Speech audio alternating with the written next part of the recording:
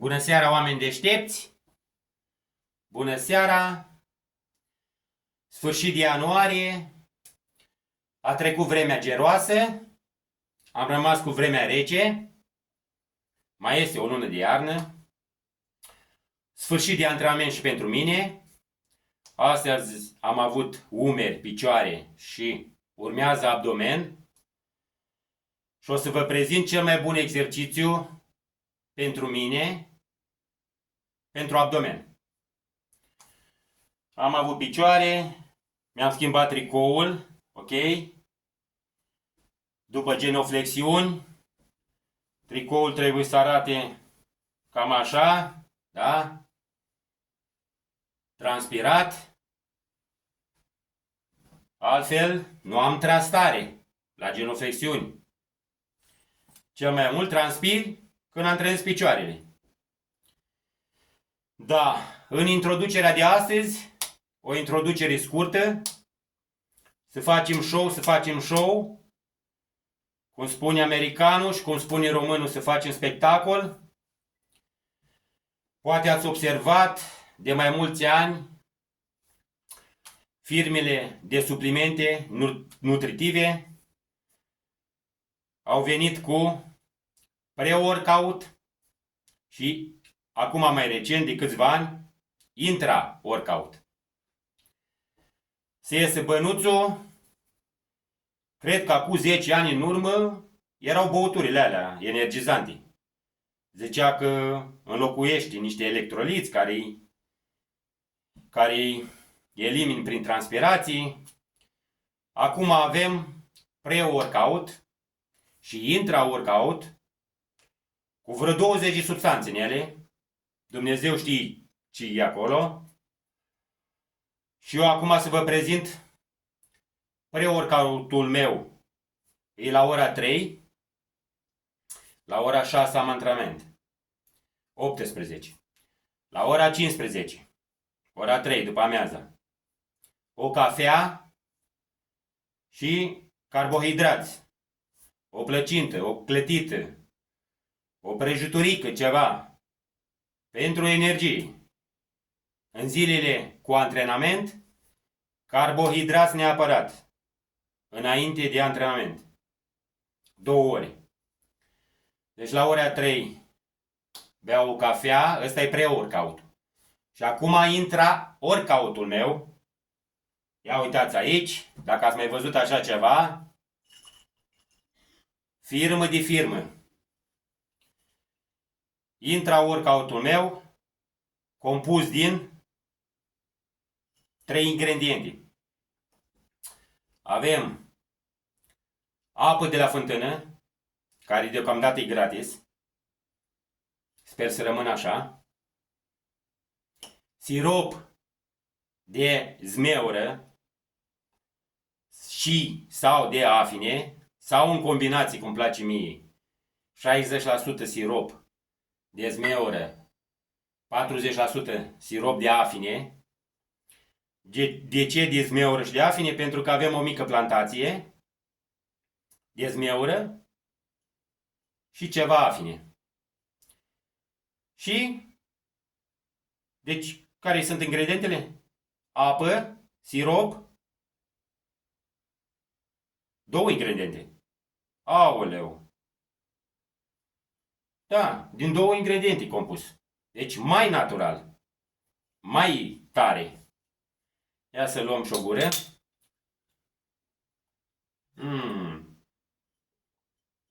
Sticla aproape goală.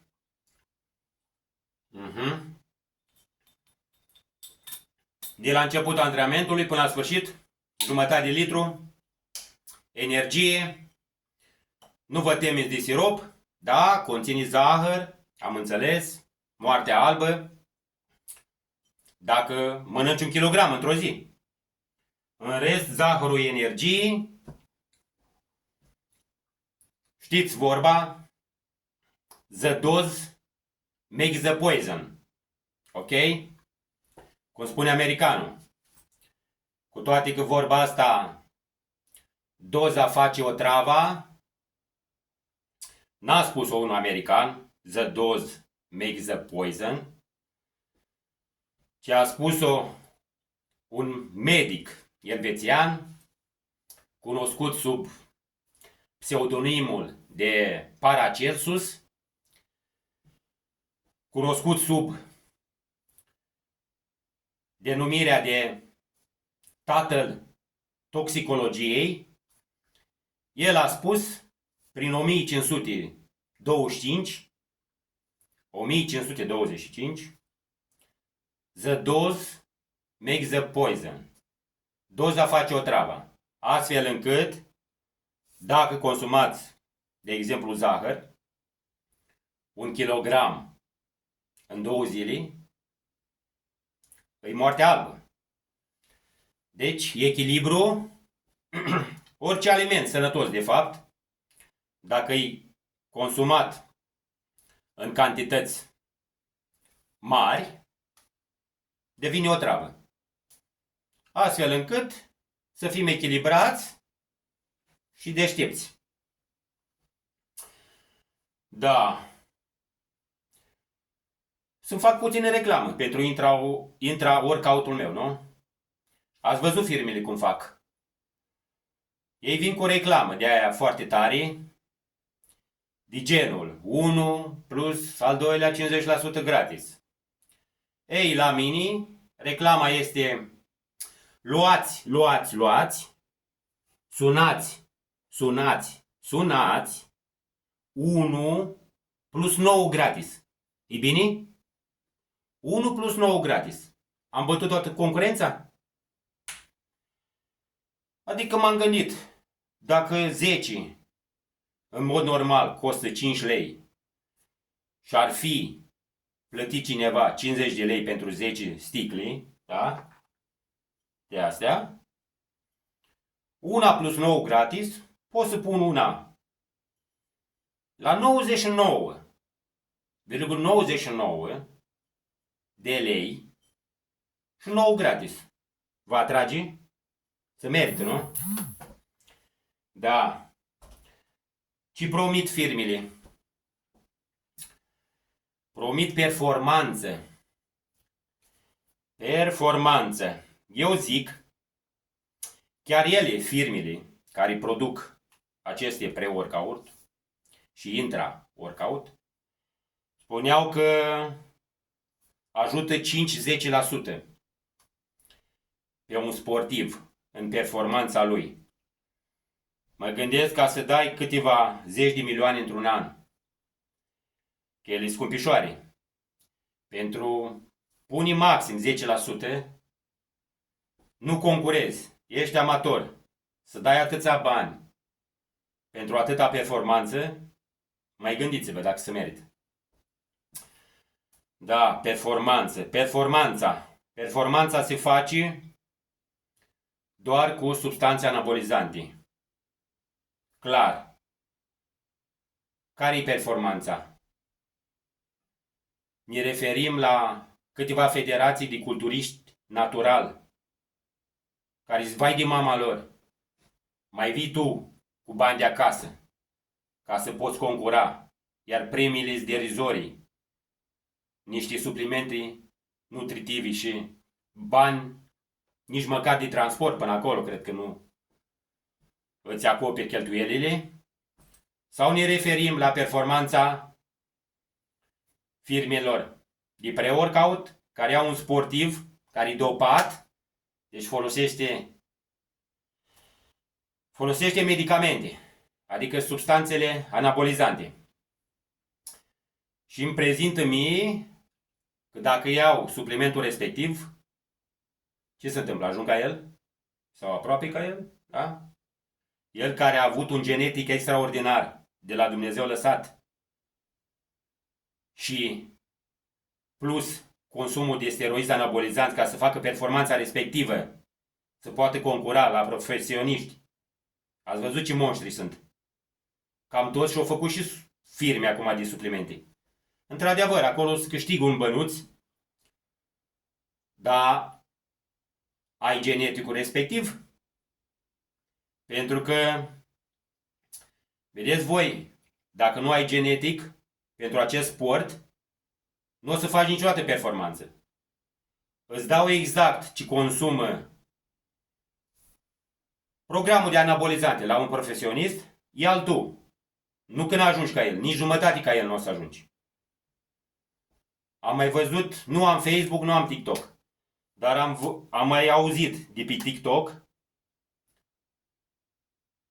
că prezintă ăștia de pe YouTube, câțiva de pe TikTok, vă dați seama. Am mai văzut tineri, 17-18 ani, care iau anabolizante, spune și ce iau și comandă online. Imaginați-vă calitatea lor și puritatea substanțelor. Doamne ferește, Maica Domnului, să iei așa ceva. Bun, dând toate la o parte. Nu poți să faci culturist profesionist din cineva care nu are geneticul extraordinar. Poți dintr-un pitic să joace basket și să-l faci Michael Jordan? Nu. Deci, ca să joci basket, îți trebuie prima dată înălțimea respectivă, da? Și apoi talent și foarte multă muncă. Astfel încât rămâneți naturali, să vă observi cineva că aveți potențial și aveți genetic și apoi hotărâți voi ce vreți să faceți. Am văzut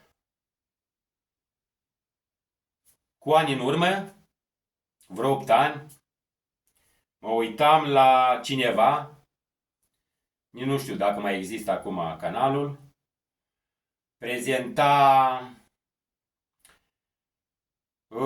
nu era cine știe ce sportiv, era chiar normal, cu un copil, la vreo 37 de ani, 40, prezenta pre-workout-uri, deci lua el o măsură cât spuneau ăia pe cutii, cât te recomandau, și după aia s-a apucat de antrenament și după aia povestea ce s-a întâmplat.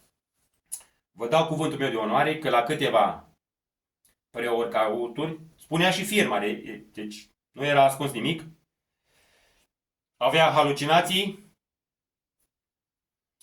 deci ca să te duci la sală, să te antrenezi, dacă mai apuci, te întorci acasă și să nu-ți aduci aminte ce ai făcut la sală, înseamnă că pre-workout-ul ăla își merită banii? Ați văzut ce conține un pre-workout? Sau un intra? Pre-workout.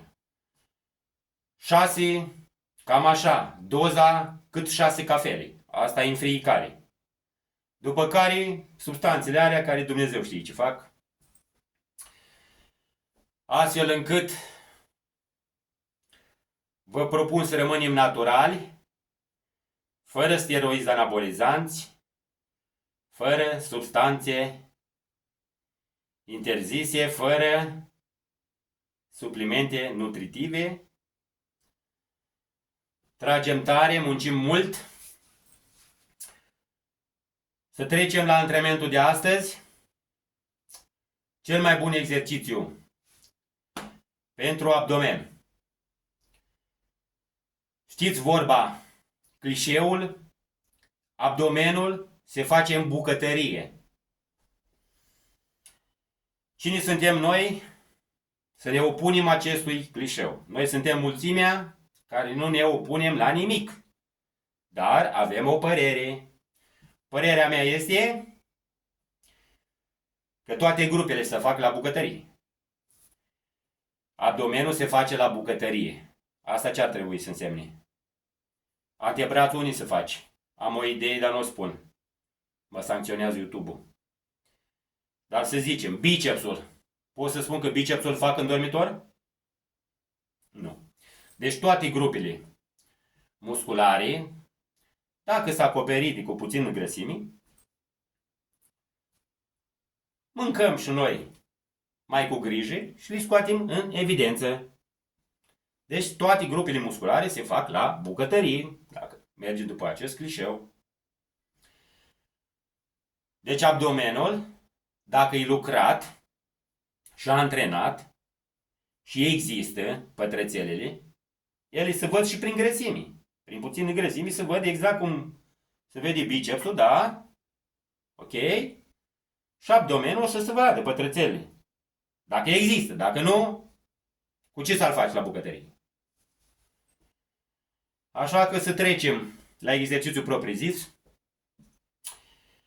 Exercițiul este un exercițiu 2 în 1, cum îi spun eu. Din alternat la bară, ridicări de picioare sau de genunchi. Ne alternăm la bară și ridicăm genunchii și picioarele. E un exercițiu 2 în 1, pentru că ne antrenăm și priza, da? Priza, să fim puternici, să avem o strângere de mână puternică.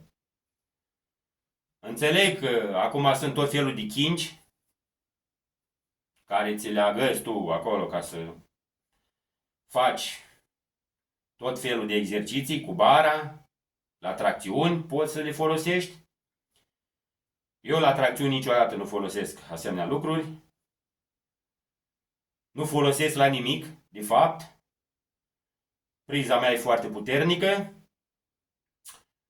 E bine să o antrenați. Folosiți chingile dacă e absolut nevoie la seriile cele mai grele. Cred că pe la îndreptări, la ramaturi, la tracțiuni. La seria cea mai grea. Apoi mai folosiți și fără chingi. O să ajungeți pe la țară, pe la bunici, o să vă faceți de rușine, vă spun. Bunicul tău o să zică, nepoate, ajută-mă să duc sacul ăsta, că e sportiv, nu? De obicei un sac are 40-50 de kilograme, de porumb, ceva, i-o venit și lui recolta de toamnă. Să-l pună și el la adăpost. Și tu zici, stai bunicule să-mi pun chinga ca să pot lua de sac. Nu, domnule. Trebuie să ai puterea respectivă, să iei tu dintr-o parte, el dintr-o parte. Te faci de rușine. Asta e sportiv. Să facem o serie din exercițiu, zic. Ne dăm cu magneziu pe mâini, da? Pentru o priză ca lumea. Ori rămân mâinile pe bară, da?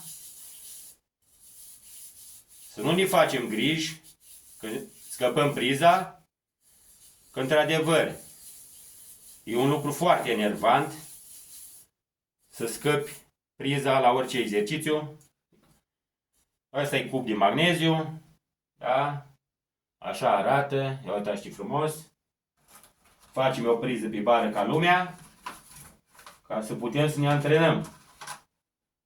Să nu ne cedeze priza înainte de a termina exercițiul, ok? Facem o serie.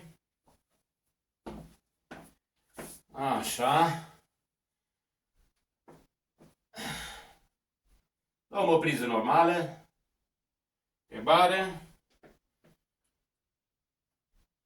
Ne relaxăm. Puțin pe spate. Ai impresia că stai puțin pe spate, ca să putem ridica genunchii cât mai sus. Și dăm drumul. 1, 2, 3, frumos, încetul, controlat. 5, 6, 7, 9, 10, 11,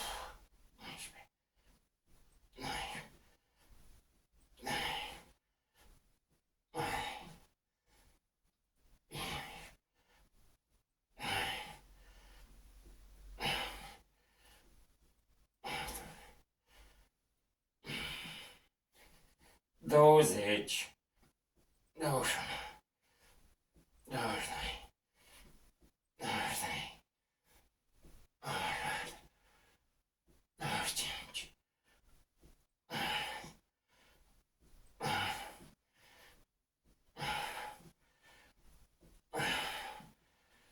30, pac, pac, bu, pac, pac, bu. Cordăm abdomenul, Beton. Ia uitați. Beton. 2, 4. Stai că peste 2 nu prea. Ba da, le-am găsit. 6 pătrățele. 2, 4, 6. Pum. Beton. Abdomen beton. Dacă faceți ca mine 30, ați ajuns la numărul ăsta, punem niște greutăți adiționale. Stați să vă arăt imediat. Scuzați-mă o secundă. Avem așa ceva, da? Eu am 2 perechi. Una cumpărată săptămâna trecută, hai să mai de mult. Se atașează de glezna picioarelor. Una e 1 kg, una e 1 kg. Deci 2 kg și 2 kg. Cu 4 kg vă spun că solicitarea o să fie mare. Îs luate de la un supermarket. Foarte bună calitate la ele, cu sute bine, cu o bandă foarte bine cu Sky. Și spor la treabă. Data care vine, deci am fost triceps, biceps, triceps, umeri, astăzi abdomen. Data viitoare, piept. Facem mușchii pectorali. Asta a fost totul pentru astăzi. Vă mulțumesc că vă uitați. Mai râdem, mai glumim, povestim și mergem mai departe. Doamne ajută! Să fim sănătoși mental și fizic. La revedere, oameni deștepți, pe data viitoare!